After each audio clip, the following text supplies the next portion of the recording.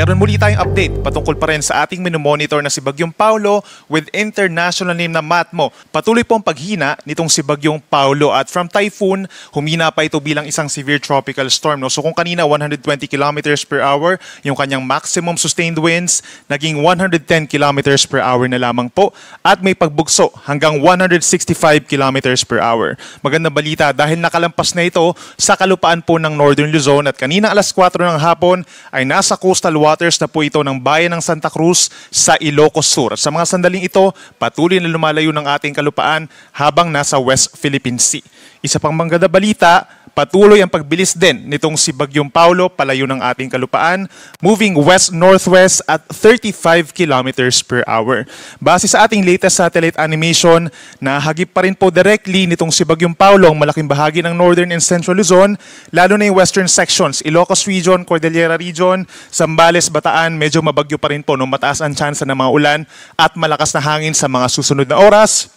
Habang natitirang bahagi po ng Luzon, gayon din ang western portion of Visayas, asahan pa rin ang makulimlim na panahon at yung mga kalat-kalat na ulan na base sa ating latest animation, mga light to moderate with at times heavy rains. At meron din mga thunderstorms na localized lamang sa natitirang bahagi pa ng Visayas and Mindanao, usually mga 1 hanggang 2 oras lamang yan, typical tuwing hapon hanggang gabi. At yung ating mga cloud clusters na minomonitor sa may silangan at silangan ng extreme northern Luzon, maliit pa rin po ang tsansa na maging isang ganap na low pressure area within the next 24 hours pero patuloy pa rin natin itong minomonitor. Base naman po sa latest heavy rainfall warnings ng Pag-asa, care of regional divisions po ng Pag-asa, meron tayong nakataas na red rainfall warning. Ibig sabihin torrential rains within the next 2 hours sa mga probinsya po ng Zambales at Benguet. Napakatinding ulan po nito, no? At posible pa rin magpabaha. Hindi lang doon sa mga low-lying areas, kundi maging doon sa mga hindi masyadong binabaha, mataas din ang banta ng pagguho ng lupa. Meron naman tayong aasahang intense rains or napakalakas na ulan hanggang mamayang alas 7 ng gabi dito sa mga probinsya ng Aurora, and then sa Nueva Vizcaya, La Union, western portion ng Pampanga, Tarlac, and down to the entire Bataan. Asahan po yung malalakas na ulan na nagdudulot din po ng flooding and landslides.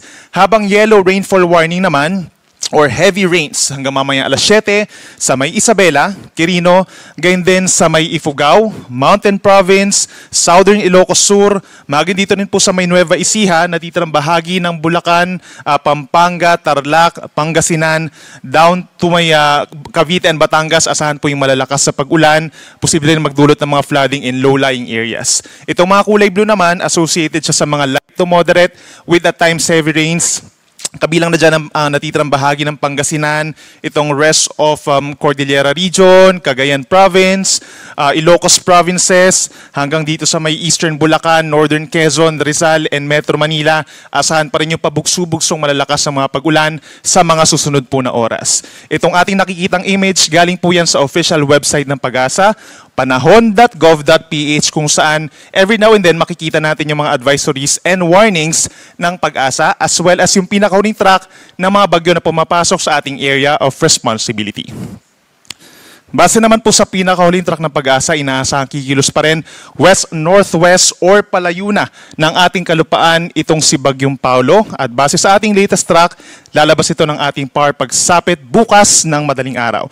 Naglandfall po for the first and only time itong si Bagyong Paulo po kaninang alas 9 ng umaga dito po sa may Dinapigue, Isabela, at nag-exit ng landmass around 4 or 5 in the afternoon dito sa may bayan ng Santa Cruz sa Ilocos Sur.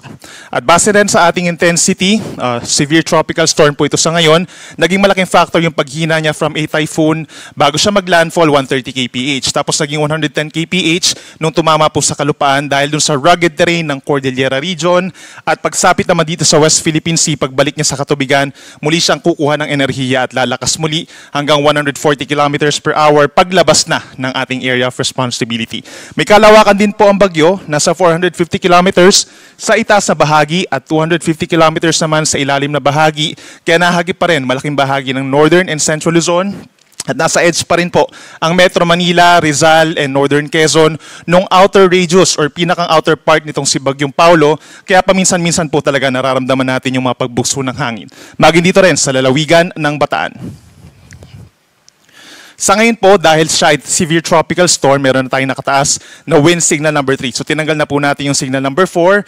Signal number 3 is raised pa rin sa may Ilocos Sur, gayon din sa buong La Union, southwestern portion of Abra, western portion of Kalinga, western portion of Mountain Province, western portion of Ifugao at buong Benguet, signal number 3. So may kalakasan pa rin po yung hangin hanggang 115 kilometers per hour. Posible pa rin niya makasira ng ilang bahay, lalo na po yung yari sa kahoy, pagpatumba po ng puno at ilang poste ng kuryente. Signal number 2 naman sa may southern portion of Ilocos Norte, gayon din sa buong Pangasinan, signal number 2, rest of Abra, rest of Kalinga, natitirang bahagi ng Mountain Province at ng Ifugao, gayon din sa western portion of Isabela, northwestern portion of Quirino, northern and central portions of Nueva Vizcaya at hilagang bahagi ng Nueva Ecija, signal number 2. Habang nakataas pa rin ang wind signal number 1 dito po sa natitirang bahagi ng Ilocos Norte, buong Apayao, gayon din ng Batanes, buong Cagayan, kabilang ng Babuyan Islands, natitirang bahagi ng mga probinsya ng Isabela, Quirino at Nueva Vizcaya. Signal number 1 din sa buong Aurora, natitirang bahagi ng Nueva Ecija, maging sa Tarlac, Zambales, buong Pampanga at buong Bulacan, signal number 1, at sa northern portion of Quezon, kabilang ang Polillo Islands. So binaba na po natin yung mga wind signals sa karamihan ng mga nasa silangang parte po ng northern and central Luzon. Tinanggal na rin natin yung wind signal sa may Camarines Norte. In hours succeeding po ng mga bulletins, posibleng mas makakaunti pa po yung mga wind signals natin at mas bababa pa yung mga wind signals sa may western section po ng Northern and Central Luzon. Samantala, dito sa Metro Manila, kapansin-pansin nga po na meron pa rin mga pabugso-bugsong hangin, gayon din sa natitirang bahagi pa ng Luzon, including Calabarzon, northern portion of Mimaropa, dito rin sa may Bicol region, hanggang sa may Panay Island, northern Samar, eastern Samar, pabugso-bugsong hangin. Yan po ay dahil dun sa outer parts or outer rain bands nitong si Bagyong Paulo. Mararamdaman po yan hanggang mamayang gabi. At para naman sa taas ng mga pag-alon or gale warning, malayo sa Pampang, posible pa rin hanggang 6 na metro sa mga baybayin ng Ilocos Norte at Ilocos Sur. Posible hanggang 5 metro naman dito sa baybayin ng Cagayan, kabilang ang Babuyan Islands, at hanggang 4.5 meters naman sa baybayin ng Isabela, Northern Aurora at baybayin po ng La Union. Delikado pa rin ang pagpalaot sa mga nabanggit na lugar, pero pagsapit bubukas ng madaling araw, posible mabawasan pa yung taas ng mga pag-alon dito sa mga nabanggit natin na lugar. Most likely yung nasa may Ilocos region na lamang po mananatili at 4.5 meters sa umaga, and then mawawala na yung gale warning natin sa may eastern section ng Northern and Central Luzon. At para naman sa daluyong or storm surge, posible pa rin po sa mga coastal communities natin hanggang 3 meters po sa mga susunod na oras sa Ilocos Norte, Northern Ilocos Sur, baybayin ng Cagayan, Isabela at Northern Aurora. 1 to 2 meters naman po ang posibleng daluyong sa natitirang baybayin ng Aurora, rest of Ilocos Sur, La Union, Pangasinan at Northern Zambales. Then possibly po bukas ng madaling araw, dahil malayo na sa kalupaan itong si Bagyong Paulo, mawawala na rin po yung babala sa daluyong or storm surge.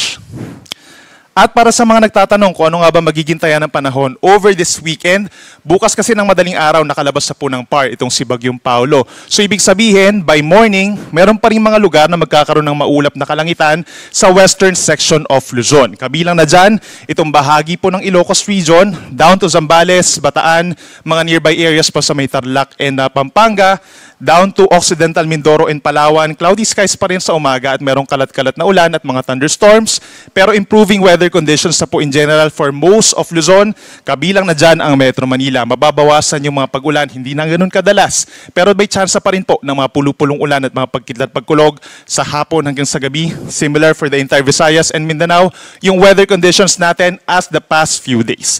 Then pagsapit naman ng linggo, malaking bahagi na ng bansa ang magkakaroon ng bahagyang maulap at minsan maulap na kalangitan, may kainitan sa tanghali, possible pa rin yung mga pulupulong ulan or pagkidlat pagkulog.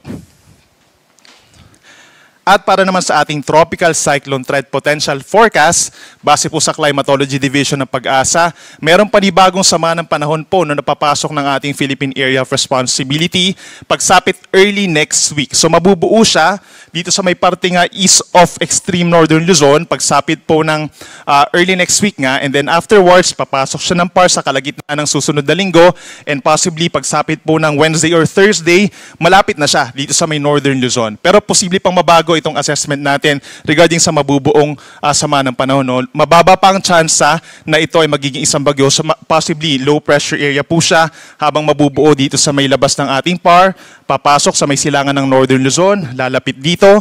Pero yun nga, possible na dito lamang siya sa may timog na bahagi ng Taiwan pagsapit ng Thursday or sa may Northern Luzon pagsapit din po ng Thursday. So lagi magantabay sa ating mga updates regarding sa potential po ng mga sama ng panahon sa ating bansa.